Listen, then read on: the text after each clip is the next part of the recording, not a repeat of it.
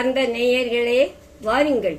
இன்னைக்கு தினமும் மனமும் நிகழ்ச்சியில ஒரு கலந்த சாதம், அதாவது தக்காளி தேங்காய் பால் சாதம் காமிக்க போறேன். அது எப்படி பண்றதுன்னு பார்க்கலாம். இதோ இந்த ஒரு டம்ளர், அதாவது நீங்க எந்த டம்ளர் எடுத்தாலும் அதை ஞாபகம் வச்சுக்கோங்க. இது கொஞ்சம் பெரிய டம்ளர் எடுத்துட்டு இருக்கேன். இதால ஒரு அரிசி எடுத்து வந்து நல்லா களைஞ்சி வச்சுட்டேன்.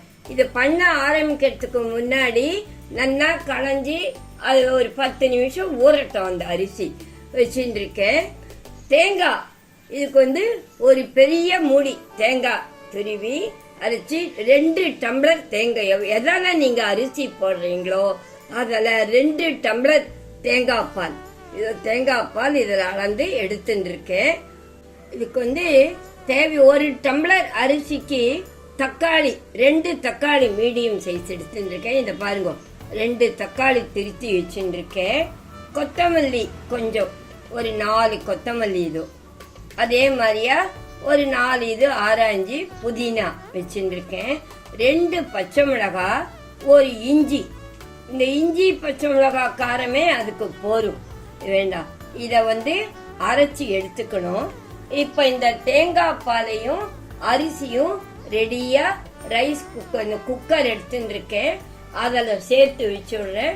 சேர்த்துட்டு இதை அரைச்சிட்டு உங்களுக்கு ப்ரொசீஜரை காமிக்கிறேன். இந்த தேங்காய் பாலை குக்கர்ல சேர்த்து விடுறேன். நல்லா அரைச்சிட்டு வெடிக்கட்டி எடுத்துக்கோங்க தேங்காய் பாலை. இப்போ இந்த அரிசி இதையும் சேர்த்து விடுறேன். இப்போ இந்த அரைக்கிறோம் பாருங்க, அந்த அரைக்கிறதுல நீங்க தேவையான அளவு உப்பு போட்டுக்கலாம். அரைச்சிட்டு காமிக்கிறேன். இப்ப இந்த வானாயில கொஞ்சம் எண்ணெய் எடுத்துட்டு இருக்கேன். எண்ணெய் காஞ்சதும் 2 லவங்கம் 2 ஏலக்காய். ஏன்னா மசாலா வாசனைக்கு இந்த தக்காளி சாதமே நல்லா வாசனை அடிக்கும். அதனால அது 2ம் போடணும். அது 2ம் போட்ட உடனே அது பொரியும். அது பொரிஞ்ச உடனே இதுக்கு வெடிச்சு எடுத்ததுக்குள்ளேயே அது பொரிஞ்ச உடனே இதோ கடுகு கொஞ்சம் போடுங்க. கடுகு போட்டு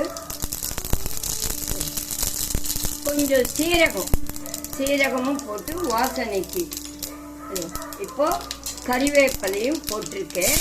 போட்டுட்டு இந்த அரைச்சி வச்சுருக்கோம் பாருங்க, இந்த அரைச்சி வச்சதை கொஞ்சம் ஒரு வதக்கு, ரொம்ப வேண்டாம், ஒரு வதக்கினா போடும். பச்சை வாசனை கொஞ்சம் போறதுக்கு ரொம்ப வதக்கக்கூடாது.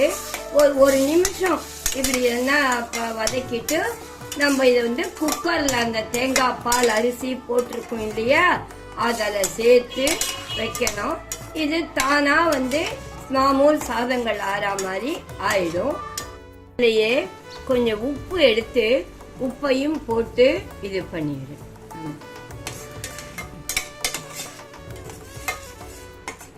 இப்போ கேஸ் ஆஃப் பண்ணிடலாம். அதுக்கு இதை அந்த குக்கர்ல சேர்த்து இது பண்ணு. இந்த அரைச்சி வச்சத இந்த தேங்காய் பால்ல சேர்த்து குக்கர் மூடி வைக்கலாம்.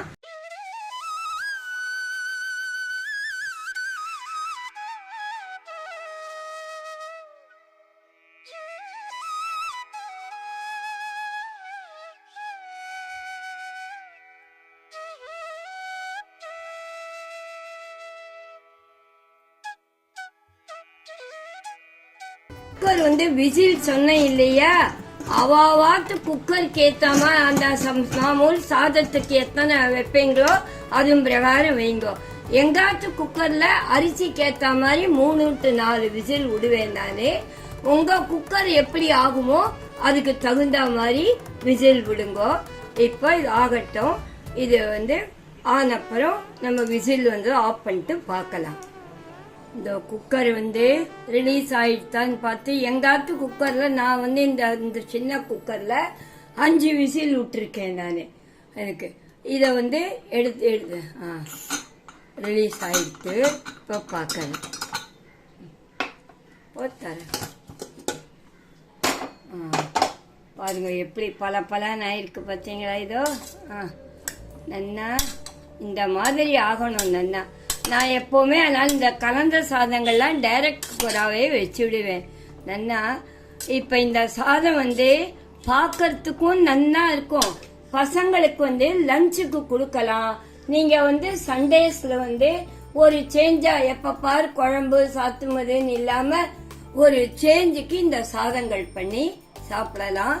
இப்ப சுவையான தக்காளி கோகனட் ரைஸ் ரெடி. இப்ப இந்த குக்கர்லேருந்து இந்த தக்காளி கோகனட் ரைஸ இத போட்டு காமிக்கிறேன் பாருங்க. எப்படி உதிர் உதிரா நன்னா வருது. இதை ஏன் உங்களுக்கு இப்படி போட்டு காமிக்கிறேன் அப்படின்னா, இது கடைசி வரைக்கும் ஒன்னோடு ஒண்ணு ஒட்டாத உதிர் உதிரா இருக்கு. இந்த மாதிரி உதிர் உதிரா இருக்கும் போதுதான் பசங்களுக்கும் சாப்பிட்றதுக்கு பிடிக்கும். இந்த தேங்காய் பால் இருக்கிறதுனால இது கொஞ்சம் வெள்ளையா இருக்குது. கொஞ்சம் ரொம்ப இது இல்லாம தக்காளி கலரும் இல்லாம கோகனட் கலரும் இல்லாம இருக்கு. கலர் வேணும்னா நீங்க மஞ்சப்பொடி கொஞ்சம் தக்காளி வதக்கும் போது சேர்த்துக்கலாம். இதுக்கு தொட்டுக்கிறதுக்கு தயிர், இந்த ரைத்தானும் இந்த தயிர்ல வெள்ளரிக்காய் திருச்சி போட்டு தொட்டுக்கலாம். தேங்காய் துருவி போட்டு அதை தொட்டுக்கலாம். வெறும் தயிரும் தொட்டுக்கலாம். வத்தல் தொட்டுக்கலாம். நான் ஆத்து வத்தல், நான் போட்ட வத்தலை பொரிச்சு வச்சிருக்கேன். உருளைக்கிழங்கு கரமது இந்த மாதிரியும் தொட்டுண்டு சாப்பிடலாம். நல்ல டேஸ்டா இருக்கும். பசங்க விரும்பி சாப்பிடுற ஒரு ஸ்நாக் இது. அதுக்கு லஞ்சுக்கு பசங்களுக்கு ஸ்கூலுக்கு கொடுத்து அனுப்பலாம். நீங்களும் சண்டேஸ்ல பண்ணிக்கலாம். எப்ப பார் குழம்பு சாத்துமதுன்னு ஒரே இது இல்லாம சண்டேஸ்ல வெரைட்டியா ரைஸ் பண்ணியும் சாப்பிடலாம். என்ன நேயர்களே, இந்த ரைஸ் உங்களுக்கு பிடிச்சிருக்கா? கண்டிப்பா எனக்கு நீங்க ஃபீட்பேக் பண்ணணும். ஃபீட்பேக் பண்ணாதான் எனக்கு சந்தோஷம். கண்டிப்பா பண்றீங்களா? கமெண்ட்ஸ்ல உங்களுடைய ஃபீட்பேக் எனக்கு கொடுக்கணும். உங்களோட ஃபீட்பேக் தான் என் சந்தோஷம். மீண்டும் அடுத்த ஒரு சுவையான நிகழ்ச்சியில சந்திக்கும் வரை உங்கள் கனகா பாட்டி.